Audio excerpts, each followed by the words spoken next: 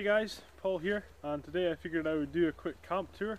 As some of you guys might have seen in my previous videos, I've started a few camps and never actually really got around to finishing them. For a manner of different reasons. You know, people will come in and destroy them, or you know, someone would need to do something in that area and I'd have to move, all that sort of thing.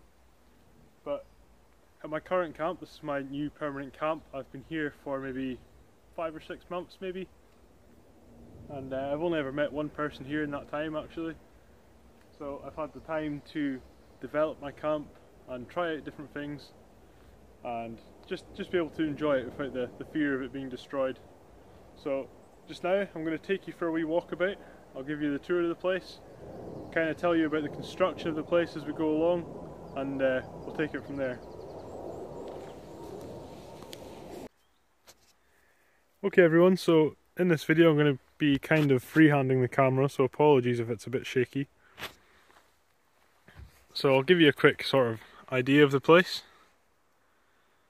This is our wood shelter down here for storing firewood. We've got a little bit in there but not very much. And we've got a little table over here, a little bench for sitting outside working, doing stuff. And then the main shelter over here. And the kind of woodland I'm in, I've got pine here, I've also got spruce trees, and there is birch scattered about as well.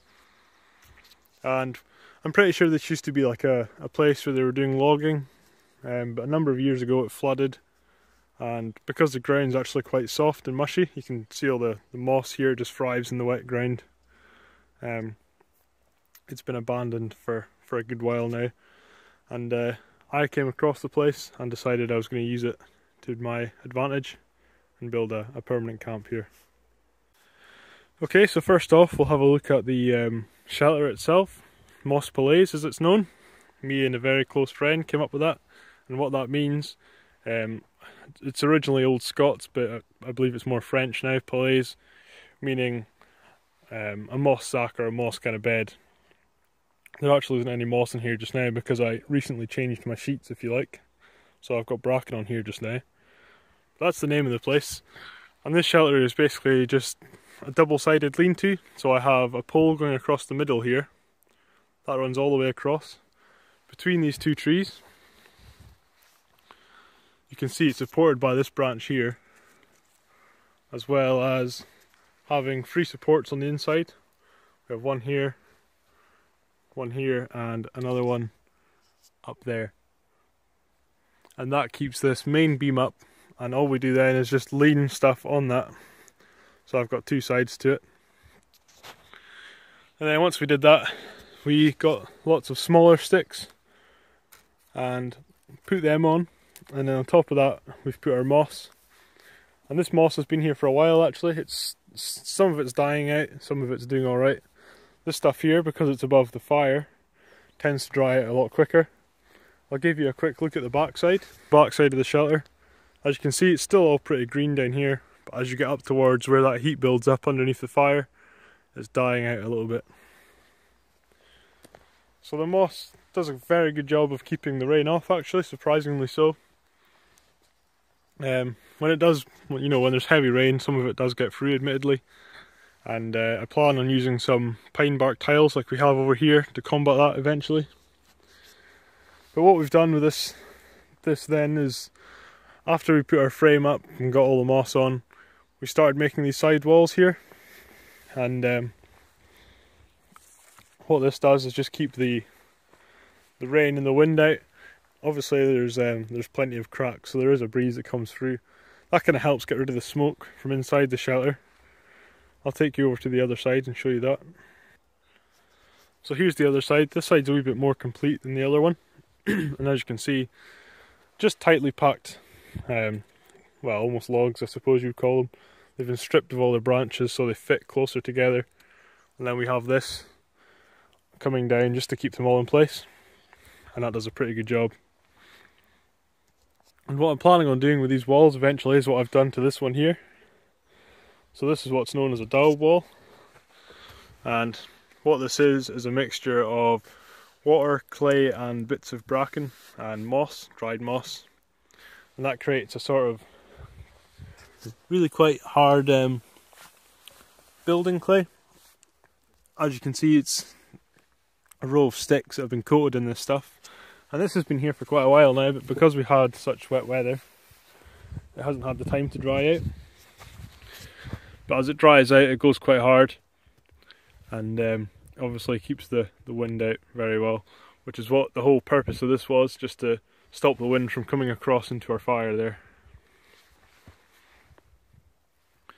And like I say, it's just sticks built up on top of each other, and then it's got these wedges secured with spruce roots on either side just to help it stay together. Because if this were to move, this would just crumble at the moment. But like I said, that's there just to keep the wind away from the fire. The fire itself is a raised fire. Because we're in between two trees here, there'll be lots of roots and stuff under the ground, and a lot of peat-like material underneath. So if we're having a fire on a hot day and that goes underneath and catches into the roots and all those peat-like material, it could smoulder for weeks and weeks and cause all sorts of trouble. So we've got a raised fire here. This is just a square of sticks filled in with clay and sand, which is what we used here. And then I've just got a ring of rocks around it, and all they are is for when I have the fire on, those rocks will heat up, and as I'm sleeping I can have hot rocks, and what you do with them is just bring them up to your chest or surround your feet or whatever, and that way you'll keep yourself warm through the night. So I'll go and take you to where I've been finding this clay, and this is where I've been digging up this clay stuff, and this is what I've been using for the daub wall, as well as the filling the fire pit. And as you can see, this is just where a tree is overturned. There's another one there I've been using too. There's quite a few actually, one in the distance there. And all this is just really fine sand and a mixture of clay. We mix that with water, and it gives us a really good substance for building stuff, as well as filling things up. So speaking of the fire, I'll take you over to the latest addition, and that's this here. This is my firewood storage shed, if you like, and all this is exactly the same idea as a shelter. It's a double lean-to, so I have two poles going up here, one there, one here, and then a pole going across, secured with spruce roots there. And then again, just stuff laid on the side, so bigger sticks, smaller sticks, moss. And then I decided to try something different using these sort of makeshift pine tiles. The idea being that rain will come on this and then just roll all the way down, not getting into the moss and dripping through, and that'll keep all my firewood dry. So far it's done that, so I'd consider that a pretty good success so far anyway. So that's the newest bit of the camp so far. And then I'll take you over here. This is, I maybe made this about a week ago, and this is just a place for me to sit down, a nice little bench here, covered in moss so it's nice and comfy. And I've got like a stump here I found, a bit of stones just to make it look nice, and gives me a place to work and do stuff, as well as just, you know, when it's nice outside, like today for example, I can chill out. So as you can see, this is where I work. I've got all my tools here, so I'm going to set you down and I'll talk you through my tools, and I'll tell you a little bit about me as well, because for some of you guys that aren't on the Facebook, you probably don't have a clue. And yeah, we'll get into that. So I will set you up on the tripod and we'll be right back. Okay everyone, so now that I've shown you kind of the gist of the place, I figured I would show you the stuff I've been using to actually make it. And those of you that follow me on Facebook or have seen some of my other videos have probably guessed that I like to try and keep stuff as primitive as possible.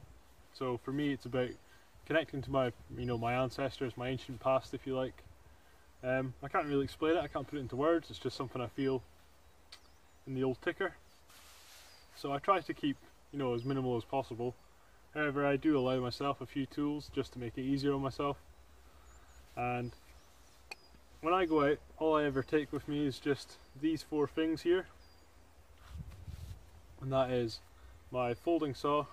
Just makes everything so much easier. I was gifted this by a very special person. She's probably watching this and knows who she is. My ferro rod, this is actually one I made myself out of blue wood, just a jumbo ferro rod, and I've been using this for a while now and it's still got loads on it.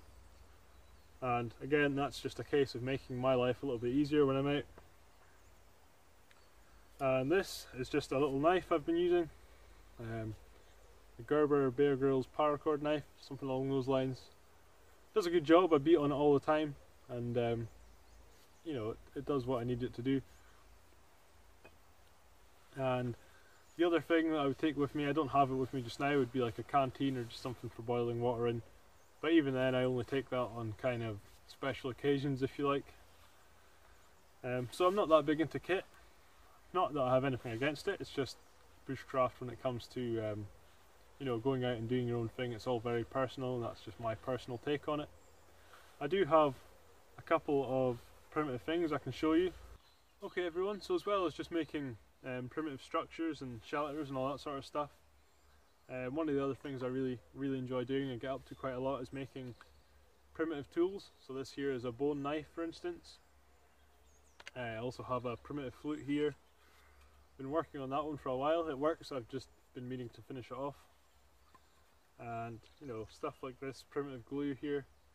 And this is all, you know, you'll see videos on the channel for tutorials on making these things eventually, once I get around to doing it. But that's the kind of stuff I get up to at camp, and I figured I'd take you guys along and show you it. There's a few other videos of camps I've started and not been able to finish, but I've been at this one for a while now, and this is going to be where I'm basing all my videos from. Okay guys, so that's going to do it for me. I hope you enjoyed that, and I hope it gave you an idea of the camp and just where it is I get up to all my shenanigans. And if there's anything I've skipped over that you want to see, be sure just to leave a comment, and I'll get back to you and, you know, make another video on it, go into a little bit more detail. But like I say, that's going to do it for today. Hope you enjoyed, and I'll see you all again soon.